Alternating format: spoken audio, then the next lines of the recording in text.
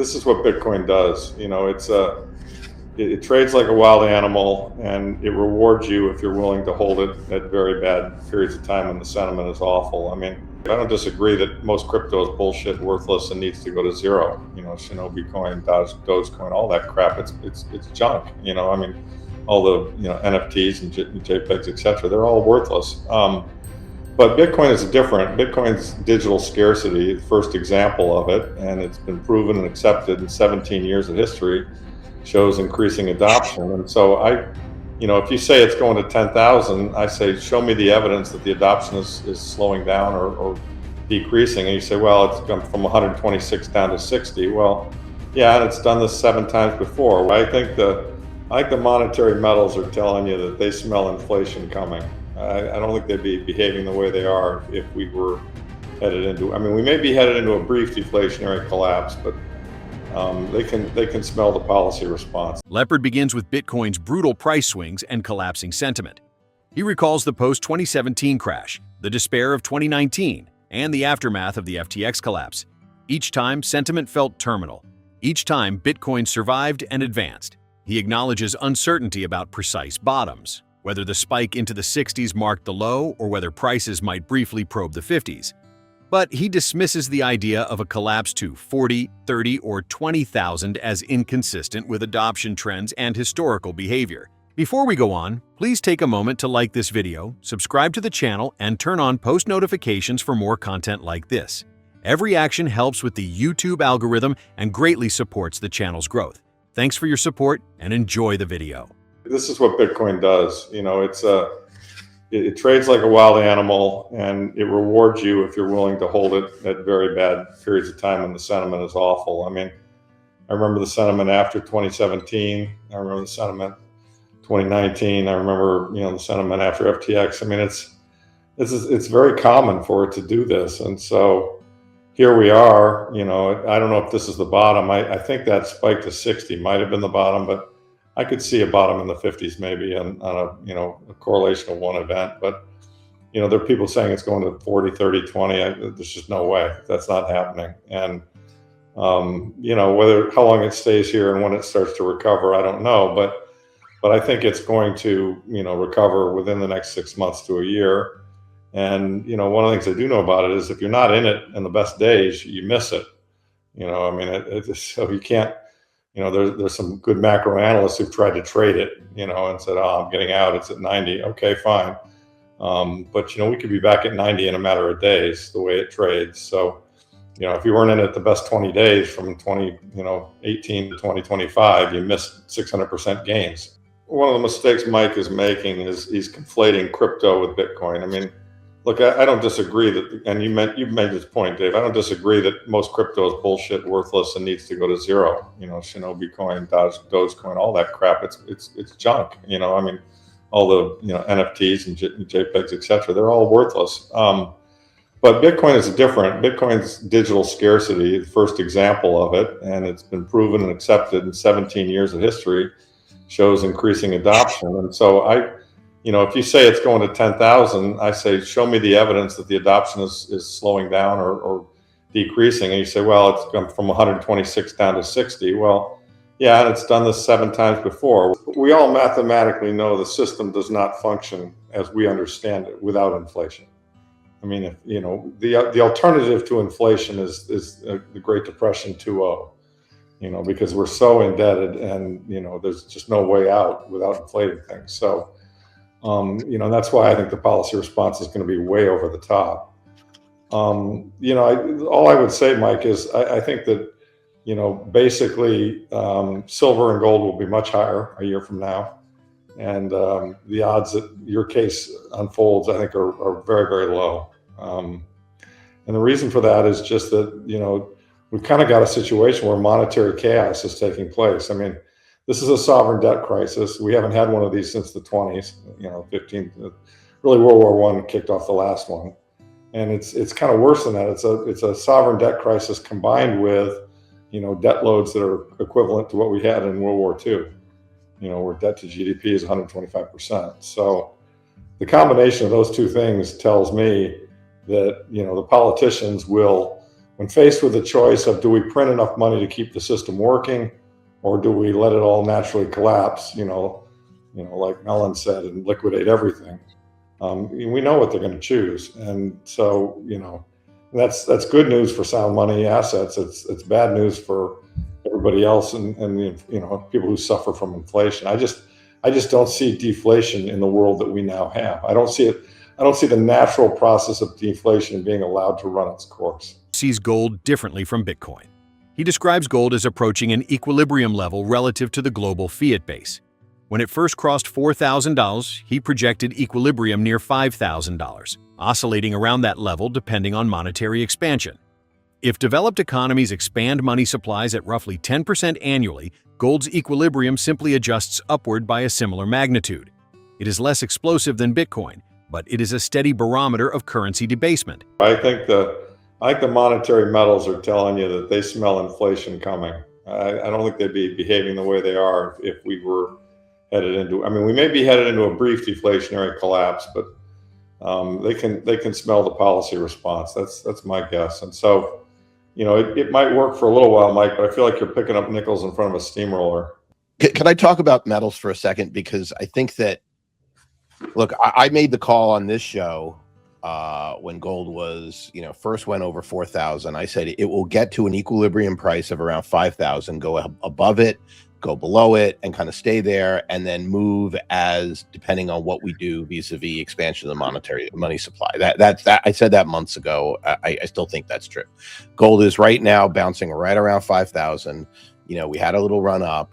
I don't think it's sniffing anything. I think that's its equilibrium based upon the current amount of fiat money, which of course next year the equilibrium will probably be 10% higher. So the equilibrium will be 5,500, and the year after that, because we're printing 10%, give or take, across the developed world. That's the way I look at gold, very, very simply, until such a time as it loses its luster as a monetary metal. But that's not going anywhere as long as there are central banks and Indian women who are buying it for that reason, and they bring other people around it. I don't think the gold story is all that exciting. I think it is what it is. And look, I called it, so I just think that that's exactly where we're going. Now, silver is very different. Silver is not the same story. The story with silver has everything to do with a secular change that is based upon technology. Just the actual amount of silver required to create a next level up in battery technology, which is hugely important, both for EVs as well as, solar power, etc. All the things that are going on. The demand for electricity with AI is voracious. And if you don't understand that you understand there's two huge drivers that's going to create. Driver number one we're talking about is silver and the commodities and the infrastructure play and all that. Driver number two is going to be SpaceX might be the most valuable company on the planet in a decade, if in fact data centers in space can be made, they can actually achieve that, because the amount of compute you're going to need is huge, and you can't ignore that.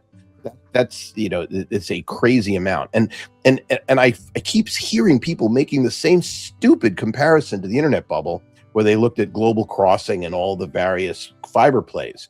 Because back in 2000, when these things were just jamming to ridiculous price levels, we were using 5%. Yes, 5. That's 0. That is literally 1/20th of the capacity we already had, and they were planning these massive projects to increase fiber. We weren't using it. Whereas today, we are massively undersupplied in terms of compute and electricity. So every time people make these comparisons, it makes me crazy. So I think that when you look at metals, you have to look at what the metal is and where it's going and all that. And look, uranium is another one that if in fact we do go, free uranium, free nuclear power to provide that electricity, then uranium is another thing that's going to have more demand. But, those are not the same thing. As far as treasuries are concerned, it's really a question of global confidence.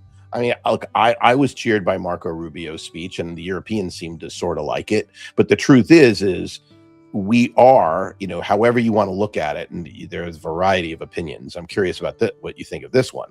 But we're moving. It is not a unipolar world now. The dollar might stay as the reserve currency of the world because it's the easiest transaction currency of the world, and that's where stablecoins are pushing us. But does anybody really think that the U.S. is running the financial world anymore with the way that it did for decades? I mean, I think that there's a lot of impact upon that, and we have to explore that too. So anyway, that was a long monologue, but I just the metals, I think, is not a uniform complex. That's really the point that I Well, let me go back to the metals for a second, though, because I've got a lot of experience in this. I mean, Mike, I think you're making the assumption that because silver and gold have run hard, that they're due for a pullback and they're going to stop running hard. And I actually take the other side of that. I think that silver is going to somewhere between 200 and 500, and gold is going to somewhere between 10,000 and 20,000.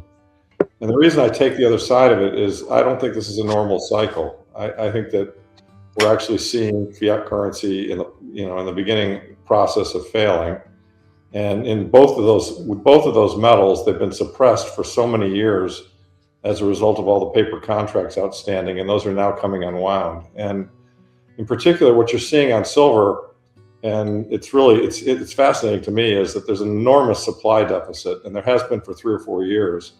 And now all these people, all the users of silver, are basically saying, "Give us the damn metal." A paper contract to deliver silver is not good enough, and that's why you're seeing that the stores at the COMEX are getting drawn down, the stores at the London Metal Exchange are getting drawn down, the stores in Shanghai are getting drawn down, and a paper contract for silver is not the same as the metal being delivered.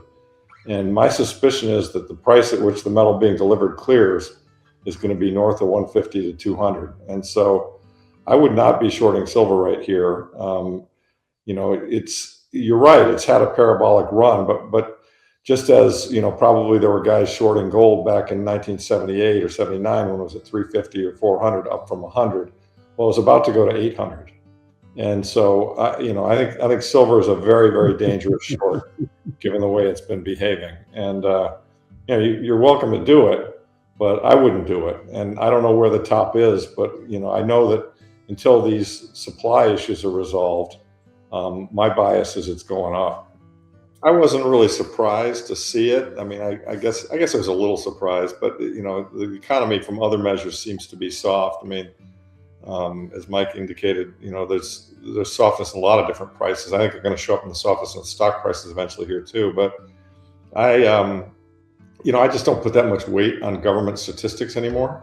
I think the bigger thing that I think happened in the last week or two is that we all just realized that we're being ruled by a bunch of demonic, evil fucks. You have to ask, are you trading, or are you what's your time frame, right? I mean, that we're so indebted, we're so over levered. I mean, that chart you just showed was actually rather stunning.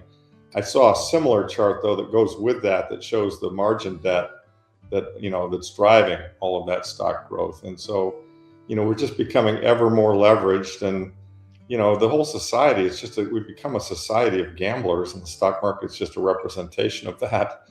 And at some point in time, the peak will be achieved, and the deflation that Mike is alluding to will start.